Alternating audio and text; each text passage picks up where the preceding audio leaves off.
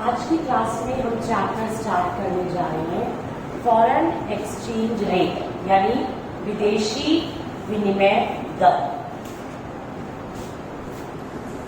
मैं इसे फॉरेक्स लिखूंगी, आप पूरा लिखिए। फॉरेन एक्सचेंज रेट, हिंदी में विदेशी विनिमय दर। आपने बहुत बार ऐसा अखबारों में पढ़ा है, रुपया लुढ़का, रुपया चढ़ा, डॉलर चढ़ा, ये हिंदी में सुना होगा। देयर इज डेप्रिसिएशन इन रुपी। क्या है ये चीज? क्या रुपया लुढ़क जाता है आसमान से, पहाड़ से नीचे, या किसी पहाड़ पे चढ़ जाता है? एक्चुअली नहीं। ये फाइनेंशियल वर्ड्स है, इकोनॉमिक वर्ड्स है जो आज आप सीखने जाते हो, और ये रिलेटेड है फॉरेन करेंसी या फॉरेन एक्सचेंज रेट से, उससे संबंधित है।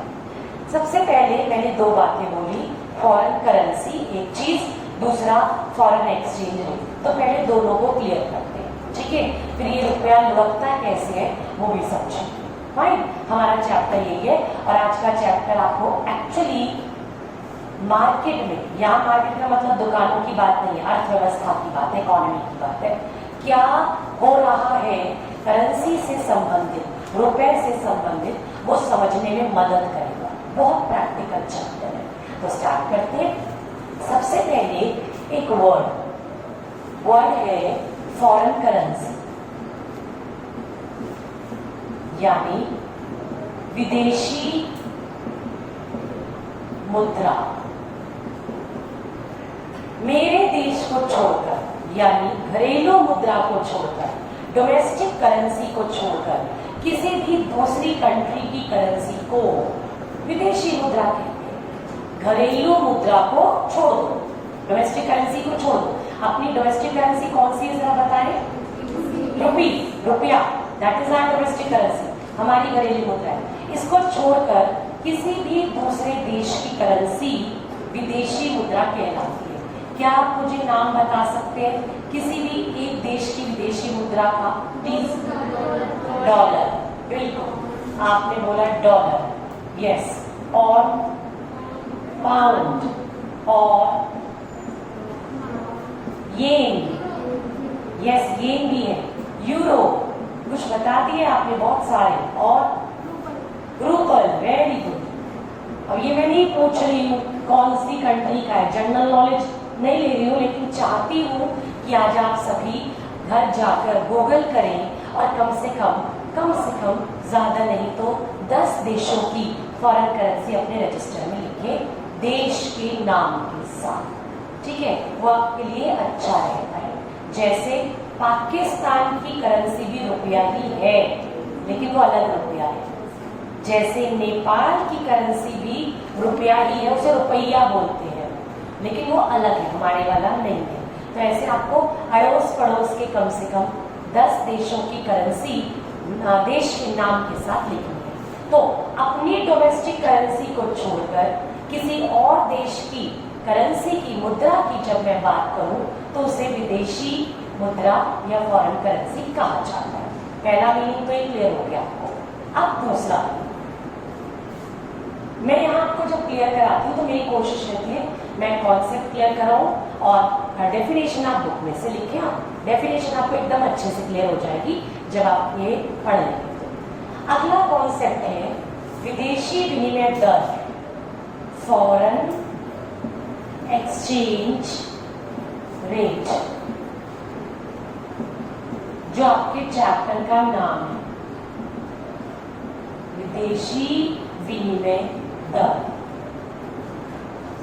मैं अभी कुछ समय पहले फॉरेन कंट्री घूमने गई, मैं लंदन गई, और जब वहां गई तो उससे पहले तैयारी करनी पड़ी, कुछ पासपोर्ट वीजा तो था ही, एक और तैयारी करनी पड़ी कि वहां की करेंसी खरीदनी पड़ी, जो वहां पर करेंसी यूज होती है। लंदन कहाँ है, कौन सी कंट्री में है, किस कंट्री की कैपिटल है? ब्रिटेन। किसकी है? ब्रिटेन। ये वही ब्रिटेन है जिसने हमारे ऊपर राज किया था, है ना, Indian economy on the eve of independence chapter में आपने पढ़ा था, इंग्लैंड ने, ब्रिटेन ने हम पे राज किया, उसी की कैपिटल है, जैसे कि इंडिया की कैपिटल दिल्ली है, ब्रिटेन की कैपिटल लंदन है। तो वहां जाने से पहले तैयारी ये करनी थी कि खर्चे का अंदाजा लगाना था कि 4 दिन 5 दिन अगर मैं लंदन में रुकती हूँ, एक दिन का खर्चा कितना है। सपोज एक दिन का खर्चा 30,000 रुपया है, 20,000 रुपया है, तो उतने उनकी करेंसी मुझे यहाँ से खरीद के ले जानी थी। वहां भी खरीद सकती थी पर अपने देश से लेकर गई। तो मैंने एक डीलर को बुलाया जो कि रिजर्व बैंक ऑफ इंडिया के द्वारा रजिस्टर्ड डीलर थे, और उनको बोला कि मुझे ऐसे ऐसे जाना है। तो उन्होंने कहा आप टिकट दिखाइए, टिकट दिखाई, फोटोकॉपी दी, बोले ठीक है आपको कितने पैसे, आप जितने पैसे आप बदलवाना चाहते, बदलवाना मतलब मैंने अपना रुपया दिया और उन्होंने मुझे ब्रिटेन की करेंसी यानी पाउंड दे दी। ऐसे ही मैं उसी ट्रिप में कहीं और दूसरे देशों में भी गई, फ्रांस में गई, या फ्रांस में पेरिस वहाँ गई, और स्विट्जरलैंड, 3 कंट्रीज। मुझे तीनों कंट्रीज के पैसे लेकर जाने पड़े, पैसे मतलब मुद्रा लेकर जाने पड़े। लेकिन मैं बड़ी हैरान हुई कि जब मैंने अपना 1 रुपया तो नहीं बोल रही हूँ, जब मैंने अपने इंडिया के रुपए दिए और वहाँ के पाउंड बदलवाए, तो मैं तो हैरान रही, इतनी बड़ी गड्डी के थोड़े से पैसे मिले। मैंने कहा ऐसे कैसे? बोले मैडम 1 पाउंड 80 रुपए का है, तो आप 80 रुपए देंगे, 80 रुपए, तो आपको 1 पाउंड मिलेगा। एक उसमें लिखा है 1 पाउंड, वो आपको मिलेगा। इसका मतलब 1 पाउंड इज इक्वल टू 80। मैं उस समय की बात बता रही हूँ, ठीक है। आज का रेट कुछ और भी हो सकता है, मैं एक बार आपको गूगल करके बताती हूँ जस्ट नाउ कि 1 पाउंड आज की डेट में कितना है। लेट्स सी, पाउंड की वैल्यू 1 पाउंड 101.20 इंडियन रुपी, जो मैंने अभी किया 101 रुपया, 101.20। यानी अगर मुझे 1 पाउंड चाहिए तो मुझे 101 रुपया सगन डालना पड़ेगा 101 रुपए का। ये मैं क्या बात कर रही हूँ? ये मैं बात कर रही हूँ विदेशी विनिमय दर की। घरेलू मुद्रा के साथ किसी भी दूसरे देश की मुद्रा का जब एक्सचेंज होता है, जब मेरी डोमेस्टिक करेंसी का फॉरेन करेंसी के साथ लेन देन होता है, तो जिस रेट पर लेन देन होता है उसे कहते हैं विदेशी विनिमय दर, यानी फॉरेन एक्सचेंज रेट। जितनी कंट्रीज हैं वर्ल्ड में, सभी कंट्रीज का फॉरेन एक्सचेंज रेट डिफरेंट होता है, डिफरेंट। अगर वर्ल्ड के अंदर 100 कंट्रीज हैं तो 100 से ज्यादा है, वैसे 193, 194 के हिसाब से यूएनओ कहता है कंट्रीज है, उससे भी ज्यादा है एक्चुअली, 200 मान लीजिए। तो अगर 200 देशों के साथ मुझे लेन देन करना है तो उनके साथ मेरा इंडिया की करेंसी का उनके साथ अलग एक्सचेंज रेट डिसाइड होगा। कैसे डिसाइड होगा वो हम पढ़ेंगे इस चैप्टर में आगे। लेकिन फॉरेन एक्सचेंज रेट क्या है? The rate at which domestic currency is exchange with foreign currency, वो दर जिस पर घरेलू मुद्रा विदेशी मुद्रा के साथ बदली जा सके, एक्सचेंज किया जा सके, लेन देन किया जा सके। और मैं फिर मीनिंग यहाँ नहीं लिख रही हूँ, आपके पास बुक्स है, मीनिंग आप वहां से लिखेंगे। मैं एक एग्जाम्पल दे रही हूँ, जैसे ये किसका सिंबल है? डॉलर का। और चलो मैंने अभी पाउंड बताया ना, तो 1 pound is equals to 101 INR, Indian rupee, INR कहते हैं, या इंडियन नेशनल रुपी शायद इसे कहते हैं, या इंडियन रुपी लिख देते हैं, रुपी 101। वैसे आज का रेट मैंने बताया 101.20 रुपये, तो दिस इज एक्सचेंज रेट। अच्छा डॉलर का भी देख लेते हैं अब जब बात कर ही हैं तो, कि डॉलर का रेट क्या, एकदम करंट बता देती हूँ। डॉलर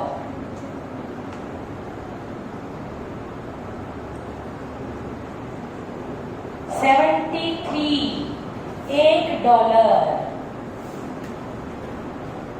पाउंड किसका होता है? इंग्लैंड का, ब्रिटेन का, और डॉलर यूएसए का करेंसी है, ठीक है।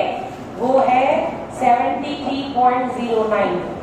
73 रुपीज दोगे तो $1 मिलेगा, $1 मिलेगा।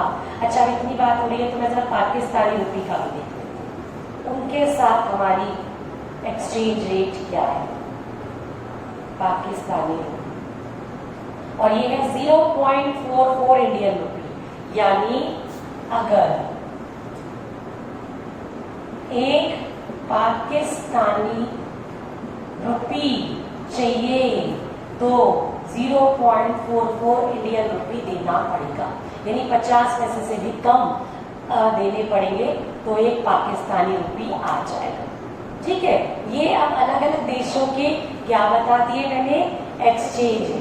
अच्छा, चाइना की करेंसी की बात करते हैं, एक बार वो भी देख लेते हैं जब बात हो ही रही है तो, क्योंकि ये चाइनीज युआन होता है, युआन। चाइना की बात करो तो एक yuan YUAN is equals to 11.32, आज की रेट है ये, बदलते रहते हैं रोज, 11.32 इंडियन रुपी, यानी आप 11.5 रुपए के करीब दोगे तो चाइना का एक युआन आपको मिल जाएगा।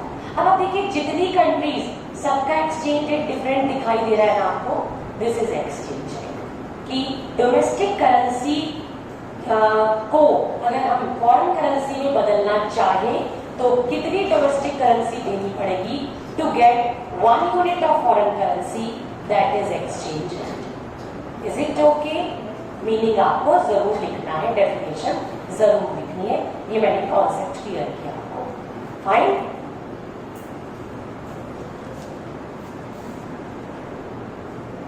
अब ये जो रेट हमने डिस्कस किए, ये एक्चुअली डिसाइड कैसे होते हैं, कैसे पता चला कि 1 पाउंड इज इक्वल्स टू 101 रुपी।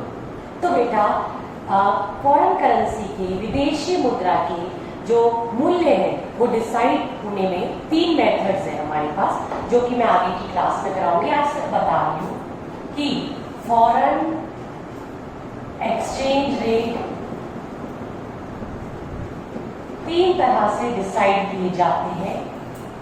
विदेशी विनिमय दर,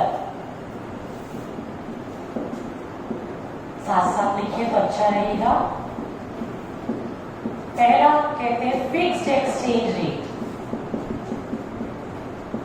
fixed exchange rate that is स्थिर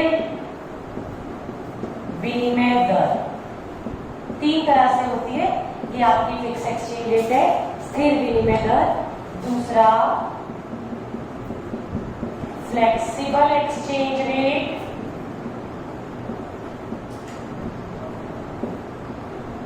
नम्य या लचीली विनिमय दर। और तीसरा मैनेज्ड फ्लोटिंग, मैनेज्ड फ्लोटिंग, यानी मैनेज्ड फ्लोटिंग की बात करें तो प्रबंधित तरलशीलता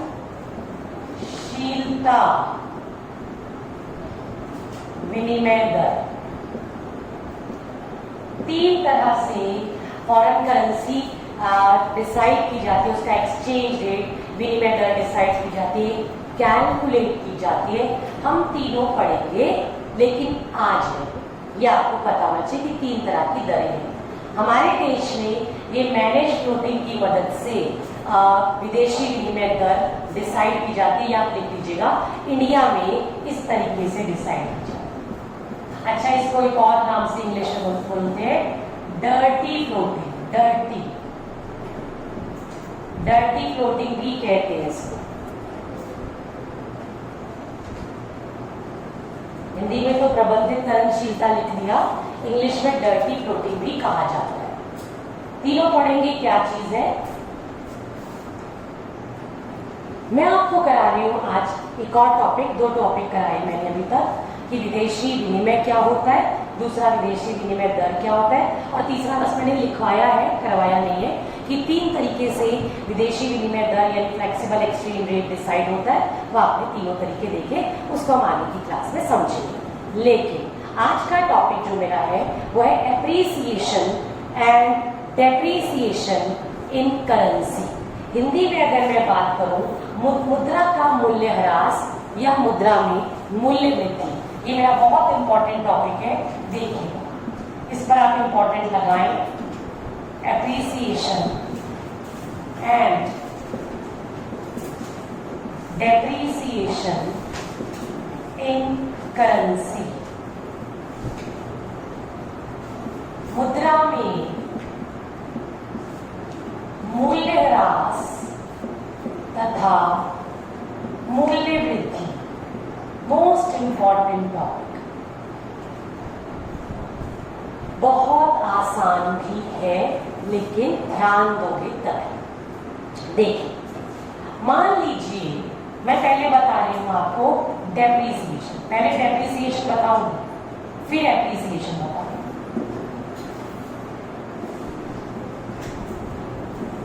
डेप्रिसिएशन को बोलते हैं मूल्यह्रास, किसका? मुद्रा। और एप्रिसिएशन को कहते हैं मूल्य वृद्धि, किससे? मुद्रा में।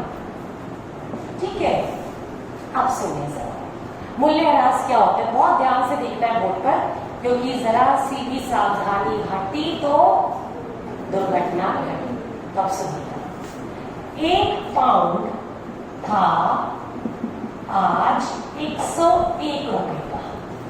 आज अगर मुझे 1 पाउंड खरीदना है तो मुझे 101 रुपए देने पड़ेंगे।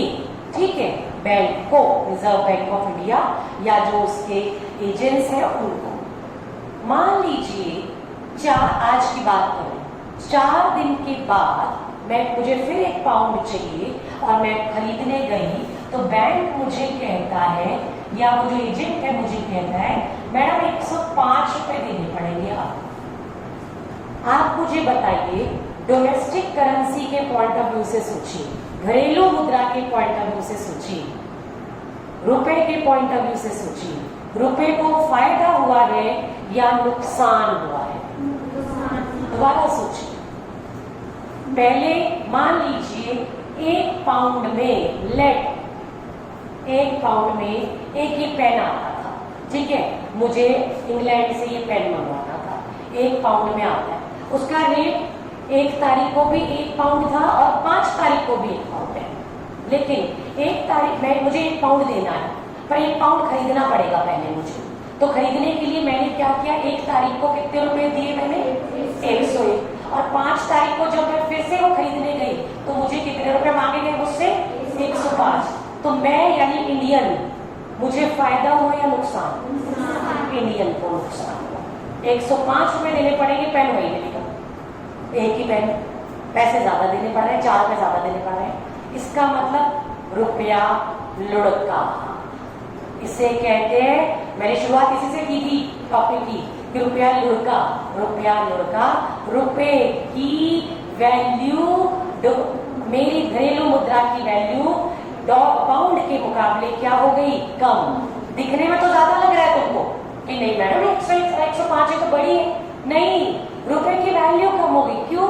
पहले 101 रुपया देकर ये पेन खरीद लेते थे 1 पाउंड का, अब पेन तो ही खरीदना है पर कितने रुपए देने पड़ेंगे? तो तुम्हारे नोटों की वैल्यू क्या हो गई? कम हो गई।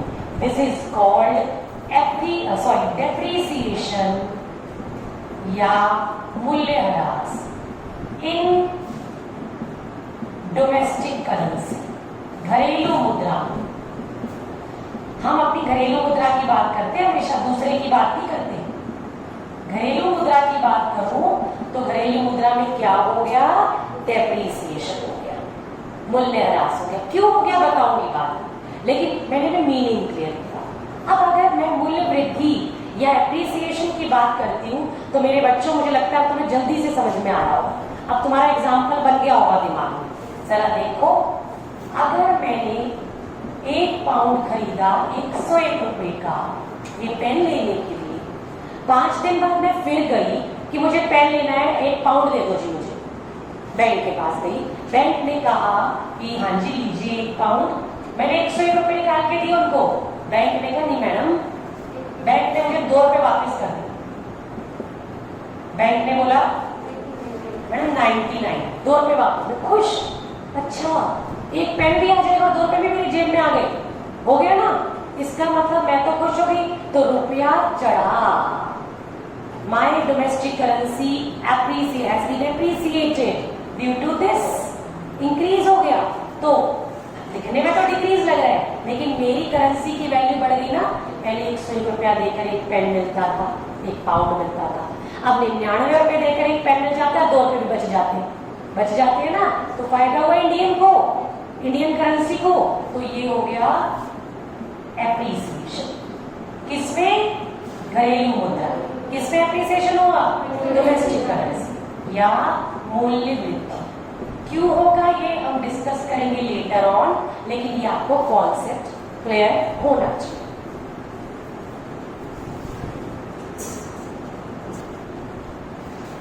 आज की क्लास में जो टॉपिक हमने पढ़े उससे रिलेटेड आपको कुछ क्वेश्चंस करने हैं। जैसे पहला क्वेश्चन आपके पास होना चाहिए, फर्स्ट क्वेश्चन आप लिख भी सकते हैं कि व्हाट इज फॉरेन एक्सचेंज, विदेशी विनिमय क्या होता है।